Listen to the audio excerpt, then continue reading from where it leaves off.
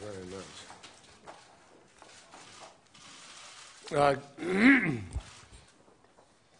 Good afternoon, everybody. Thank you for waiting a moment. I apologize for being a little bit late. This is a homecoming of some kind for Foreign Minister Yoon, who completed a degree at SAIS at Johns Hopkins. So we're delighted to welcome him back to Washington, to his old stomping ground. And it's a privilege to have him here in a city that he knows very, very well, and to return the favor of his very generous welcome to me when I visited Seoul last spring. Minister Yoon is the first foreign minister that I've had the privilege of welcoming here to Washington and the State Department in 2014. And that is clearly, from our point of view, an indication of the strength of the relationship and the high regard that we hold for our relationship with the Republic of Korea. As President Obama has said, South Korea is one of our closest allies and greatest friends. Last year, we celebrated a remarkable 60th anniversary of our alliance. And just a few hundred feet from here at the Truman Building is the Korean War Veterans Memorial, where Foreign Minister Yoon laid a wreath on Sunday to pay his respects and to honor those who gave their lives from both of our countries in an effort to stand for freedom and democracy. It is a fitting reminder, the memorial and the visit of the Foreign Minister, of our friendship that was forged through shared sacrifice.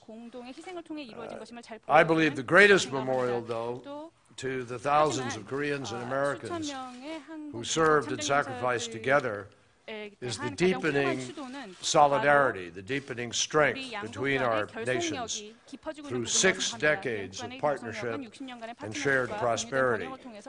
Our relationship has matured from one that was focused primarily on security to one that is now defined by a very broad and comprehensive partnership. Last year, we participated together in a series of high-level summits and meetings, beginning with President Park's visit to Washington last spring and continuing through Vice President Biden's successful visit to Seoul last month. So with this visit, we build upon that trust, and we build upon the legacy that we celebrated last year. And that is the closeness of our relationship, founded in shared values of democracy, human rights, rule of law, and all of which are strengthened through people-to-people ties. Our comprehensive political partnership with the Republic of Korea is a significant example of our overall commitment, the commitment of the United States to engagement in the Asia-Pacific. Indeed, our alliance is the linchpin of security and stability in Northeast Asia. The United States and the Republic of Korea stand very firmly united, without an inch of daylight between us, not a sliver of daylight, on the subject of opposition to North Korea's destabilizing nuclear and ballistic missile programs and proliferation activities. And the international community stands with us. The United States supports President Park's firm, principled approach to North Korea. I want to confirm that Foreign Minister Yoon and I spent the lion's share of our time, though we touched on a lot of topics. We were deeply focused on the challenge of North Korea, and particularly with the events that have taken place in recent weeks in North Korea. Together, we call upon Pyongyang to start down the path of fulfilling its international obligation and commitments. Most importantly, we call on the North Korea to denuclearize. 비핵화의 길로 나서도록 촉구할 것입니다. We will not accept North Korea as a nuclear state, nor as a nuclear-armed state, and nor will the international community abide by that. I assured Foreign Minister Yoon that we remain fully committed to the defense of the Republic of Korea, including through extended deterrence and putting the full range of U.S. military capabilities in place. We will continue to modernize our capabilities so that we are prepared to face any threat. We are also working hard to reach agreement on burden sharing and the transfer of wartime operational control so that we can continue the great advances that we have achieved to date. Today, the people of the United States really do take enormous pride in South Korea's incredible rise. It's an example of how we can move from aid to trade. Not so many years ago, the United States of America was giving aid to South Korea for development. Today, South Korea is giving aid to other countries and taking its place among the community nations in exercising global responsibilities. It's an example of what we can achieve when the United States does help another nation to define its future, and when we create jobs and opportunity here at home, even as we do that. Our trade relationship with the Republic of Korea is also an example of President Obama's strategic rebalance in Asia and the benefits of the President's determination to promote export-led growth. Because of the U.S.-Korea Free Trade Agreement, which will be 2 years old in a few months, our trade has grown to $130 billion a year. That's an enormous sum, and it is important that we continue to work together so that all of the obligations of our treaty are met. We also welcome South Korea's interest in the Trans-Pacific Trade Partnership, which can be the foundation for high-standard trade and shared prosperity throughout the Pacific, and it would create a trading agreement that would include 40% of global GDP. That will have a profound impact on the trading practices of the rest of the globe. Today, the Republic of Korea is not only one of the most dynamic economies in the world, it is also a leading contributor of humanitarian assistance. That commitment was clear in the Republic of Korea's contributions in the wake of Typhoon Haiyan in the Philippines, where our two nations stand shoulder to shoulder, providing urgent relief. And we're very proud of the efforts that we made together. I just recently visited the Philippines. I went to Tacloban. I saw exactly personally how unbelievably destructive that typhoon was, but most importantly, I saw the remarkable efforts of nations joined together in order to help another nation in a time of distress. And no two nations work more closely together in that effort than we have. Of course, the Republic of Korea and the United States have also stood side by side in Iraq, in Afghanistan, and there is no greater sign of the United States' commitment to regional security than the 28,500 U.S. soldiers who are stationed in South Korea. So the relationship between our two nations has always shown its ability to be able to adapt, to face new challenges, and it is clear that the foundations of this relationship are built to endure. Our commitment to one another remains rock solid.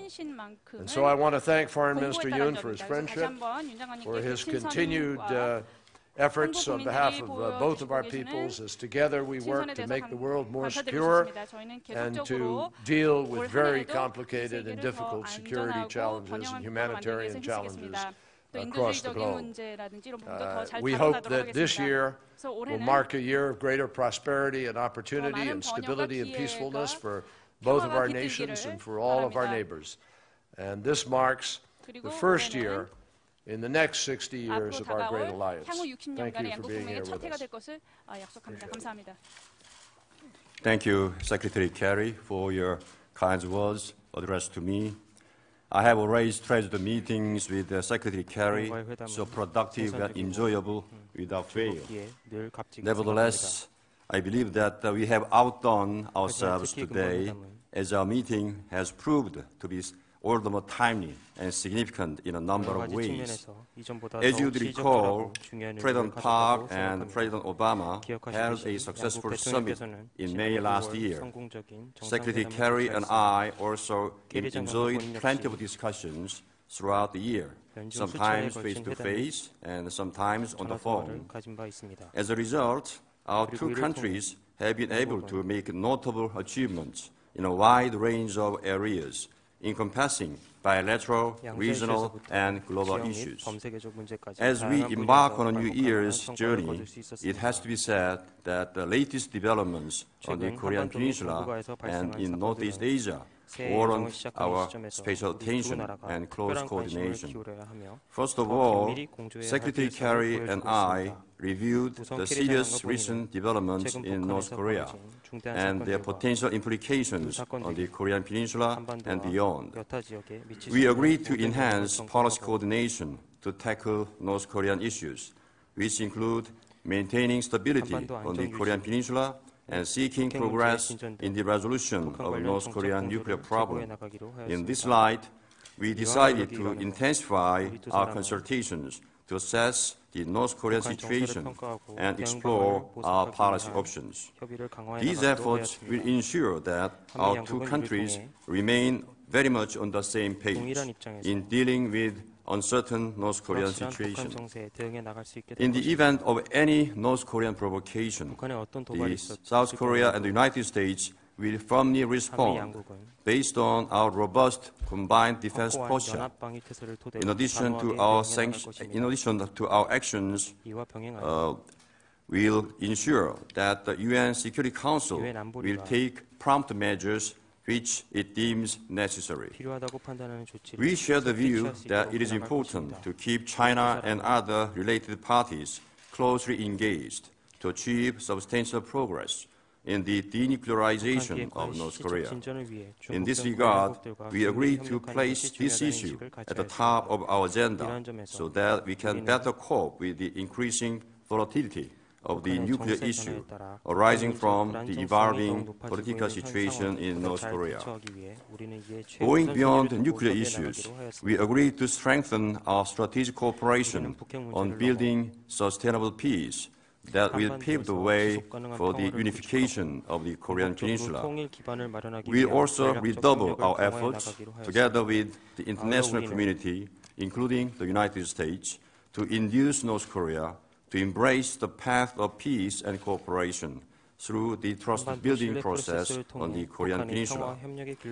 Secretary Kerry and I also recognize the growing uncertainty pervading Northeast Asia in recent times. In particular, I pointed out that historical issues stand in the way of reconciliation and cooperation in this region, and I emphasized the need for sincere actions. The Secretary and I agreed to strengthen our efforts to alleviate tension and promote peace and cooperation in Northeast Asia. On the U.S. policy of rebalancing to Asia, I welcome its reaffirmation as a positive contribution to the stability and prosperity in the region. In this regard, we underscore that ROK-US alliance will continue to serve as a linchpin of regional peace and stability. Secretary Kerry and I share the view that the ROK-US alliance could not be in a better shape. Building on the achievements we made over the last year, we'll explore concrete ways to further upgrade our cooperation based on the shared vision of the ROK-US alliance. We are pleased to note that the consultations regarding the review of transition of wartime operational control are on track. The Secretary and I also agreed to ensure that ongoing negotiations concerning Special Measures Agreement and civil nuclear agreement result in win-win solutions, befitting the spirit of our alliance and mutual trust. We noted that our bilateral trade has registered sharp growth since the ROK-US FTA entered into force 2 years ago, amid global economic downturn, and reaffirmed our commitment to further deepen our economic cooperation. Furthermore, we recognize that South Korea's participation in the TPP will contribute to the economic integration of the Asia-Pacific region and agreed to expedite bilateral consultations on South Korea's participation in the TPP negotiation. Today, I was very pleased to review my personal friendship with Secretary Kerry. We continue to work together as we embark on the journey into the next 60 years of ROK-US Comprehensive Strategic Alliance. Thank you very much. Thank you very much. I appreciate it.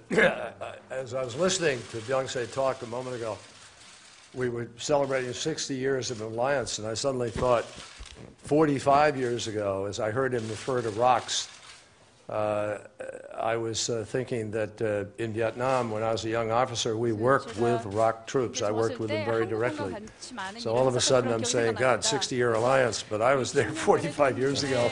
That's a little scary. Anyway, I thank you for those many, many years of friendship, and your troops were very, very tough and capable people. Thank you, sir. Thank you. 예, 감사합니다.